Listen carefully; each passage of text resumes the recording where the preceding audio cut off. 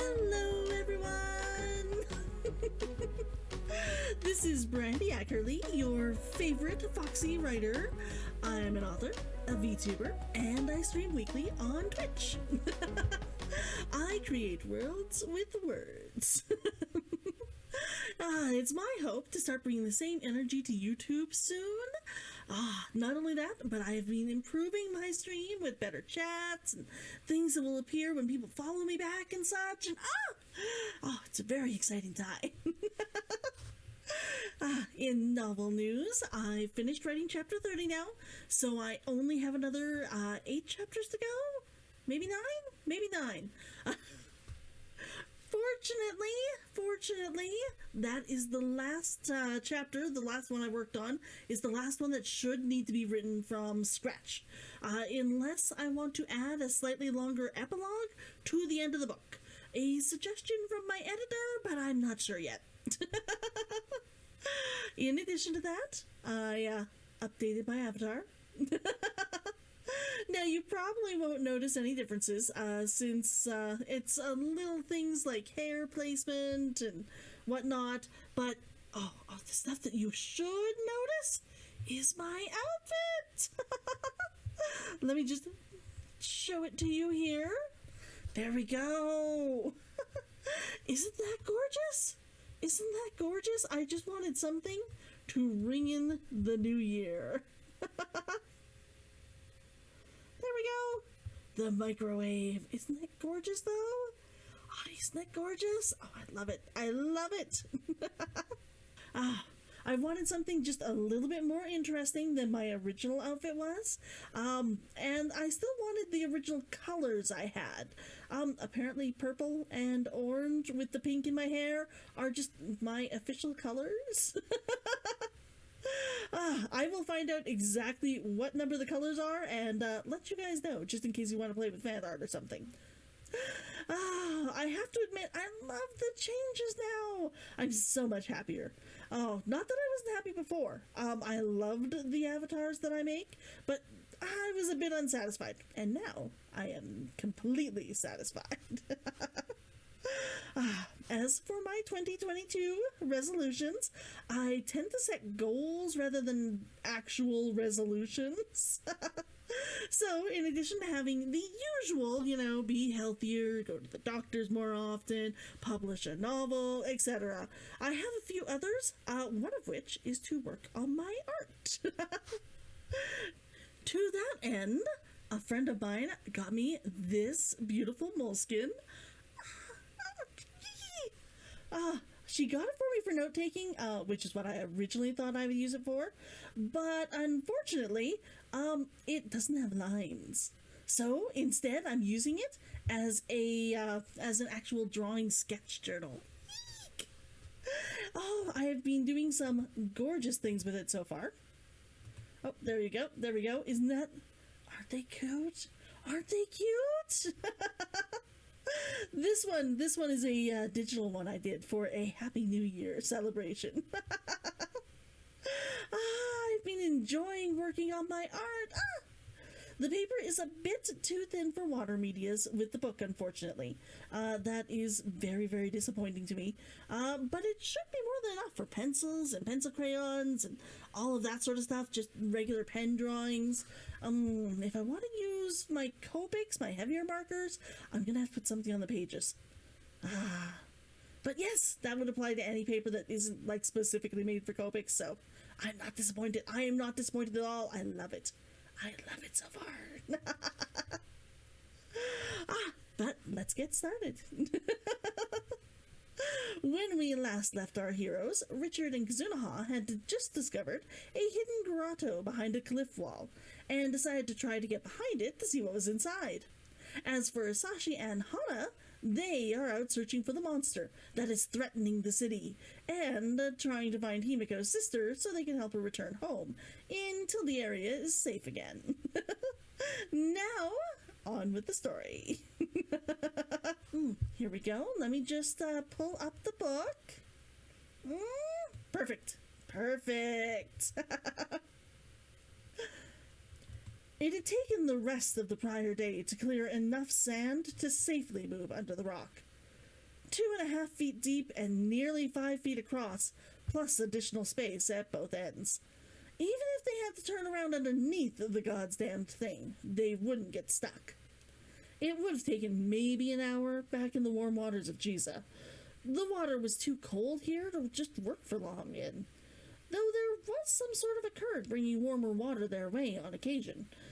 Even with that touch of warmth, they'd had to take longer and longer breaks, warming up by the fire afterwards. It was morning now, and they were nearly ready to go. Done, Kazunaha said, stretching. Her body was toned, with just enough plumpness around her hips and breasts to make things interesting. She'd grabbed their bags, sealed with their clothes, tools, and other sealable bags she'd had the presence of mind to pick up inside. Here, you'll need this, Richard said, opening the jar of algae mix. She wrinkled her nose at the scent of fish and gagged a bit as he rubbed it on her palms, her collarbone, down the sides of her breasts, her arms, and the outsides of her legs. He finished off by putting a little bit on her cheeks and forehead. It smells like rotting fish. What exactly is this stuff supposed to do? Kazunaha asked, dipping a finger in one of the streaks herself. It's a type of slime made from an algae that glow quite brilliantly. When it gets wet, it will start glowing blue. It should give us a light source while we're in there, since I don't think that crack will be enough for detail work. We'll have to reapply it in about an hour if we're still swimming. Well, let's get going then, she said, jumping into the water. Richard didn't wait to see if she came back up. It would be easier to get underneath the rock if he had the advantage of speed. Diving in beside her, he shouldered his way past her and under the overhang. As always, the rock above him felt like it was pushing him down, as though it wanted to feel him squirming. His chest tightened, but the algae on his hand started glowing. Seeing the light helped ease the sensation that he was trapped. Then he was clear. The water beyond was dark, filled with tiny floating bits of dust. He swam up, feeling the barnacles along the side of the wall. They stopped, and he felt dried stone. A moment later, his head was above the water. He took a deep breath and almost gagged. The air was stale, and he could almost taste the scent of sulfur and fish that hung so thick it was like breathing smoke near a fire. Despite that, it was still just breathable. He lifted his arms.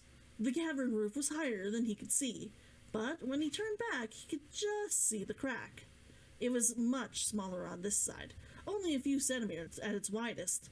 The light it let in did more to create shadows than it did make anything else bright. A flash of light swam underneath him, and about 20 feet further than he had gone, Kazunaha popped out of the water like a dolphin, straight up. She gagged on the air and slid back under the water, looking like she was about to retch. She left her mouth and nose below the surface when she came up again. His heart skipped a beat. Her hair was wet and floating behind her. Her arms, face, and legs glowed. The effect was disconcerting, like she was some terror from the deep. He covered the sudden clench in his stomach with an uncomfortable smile. If a woman like her looked otherworldly in this darkness, how must he? Kazunaha, are you all right? He asked, swimming towards her. She lifted her head out of the water. Her voice was strained.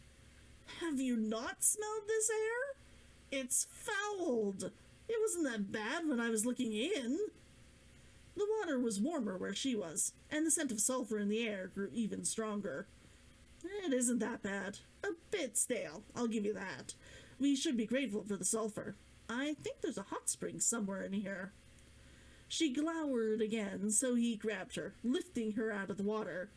She yelped and giggled as he twirled her back down, slipping under the water himself. When he rose to the surface again, she kissed him lightly and pointed behind him. Hey, I thought I saw something over there. He turned, but all he could see was shadows on shadow, obscuring everything. You sure? She pushed out his hands and started swimming in that direction. I am. I don't know what it was, though. It was big. That was all I could really tell. He hadn't questioned her eyesight before, but after swimming 40 or 50 feet towards the shadow she'd seen, he was starting to wonder. This cavern was immense. How far inland could it go? The water was warming up too. There had to be a natural fissure pumping out the heat. Concerningly, he still couldn't see the object that she claimed to, though. "Are you sure you saw it this way?" he asked. While she could swim, she was loud, and her movements were huge and wasteful. She wasn't graceless, but it was clear that she hadn't been taught to swim like he had been. She stopped. "I can almost make it out now. It's huge and almost certainly a ship. Can't you see it?" He growled, glaring into the darkness, and she pushed herself forward again. He watched her for a few moments, following the light on her arms, and stared ahead of her. Then he saw it, a shadow, darker than the others. Her eyes weren't just good. They had to be amazing to have seen anything from back near the cave's entrance. He swam forward, shaking his head. It was a ship, just about 20 feet wide, with an even taller mast. It looked like the ass end of a cog, which was the type of ship they were looking for. "Well, we found a boat, even if it isn't the right boat," Kazuna said, swimming into his arms. He would have kept her there all day if he could. The water was warm, like the water in Giza on a cool day. "Let's see if we can find a way on board." From his limited light, he could tell that there had been a dry dock set up here, that the ship had crashed through when it arrived. Despite the crack, at this distance the light provided no help, and his own lights, though bright, were a bit harsh. The cave was silent other than the sounds of Kazunaha's splashing. He smacked the water twice just to break the oppressive quiet. On the opposite side, he found a small part of a hull peeling away from the ship's ribs. It wasn't much, but it was enough to let him climb up. Even on the main deck, he couldn't tell how high the ceiling of the cavern was. It couldn't be too far. The dried riverbed and mudflats were up there, and they would need a solid base to be on. The boat didn't rock or creak. It must have settled as deep as it could go. Perfectly natural, but it was unsettling to be on a ship that didn't move. Leaning over the side, he helped Kazunaha get the packs and herself to the top of the deck. She swayed at the top, her foot not wanting to grip. "Careful, some of the boards are unstable." She rolled her eyes and shook him off her. "I've never had trouble being on the water before." As she stepped past him, the floor creaked dangerously, and she yipped as her foot started breaking through it. "Kazunaha!" he yelled, turning around to grab her. She had half turned towards him and scrambled up his body, yanking herself practically into his arms. He grunted and took a few steps back, banging against the side of the ship. He felt the dagger he kept tied to his upper arm fall out of its sheath. He tried to drop Kazunaha in his movement to save the blade, but she was holding tight, her legs wrapped around his waist and her head on his shoulder. He couldn't see the blade, but he heard it bump to the deck, and a few moments later heard it sploosh into the water. "Toby, take it! Kazunaha, let go of me! You're not in any danger." She pulled away from him, her cheeks burning. "Sorry, I thought I was going to go all the way through." He sighed. She was lucky she was so adorable. And that's it. Let me just pull the book down. Perfect. Oh, it's so good to be back. Oh, I was still on Twitch, of course, but it was quiet enough that I could have probably taken off time and not lost much. Still, I'm glad that I was on. I wanted to be there for those that didn't have family or just that need someone to talk to over the holidays. Let me know what you guys did for Christmas. Tell me how your season went, regardless of whether you celebrate or not. Oh, but I can't wait to see you guys here next week. If you made it this far, why not give the video a like? Or click the bell if you want to be notified whenever a video comes out. Finally, you can subscribe or share the video if you want to give me a late holiday gift. I will look forward to seeing you next week. Bye!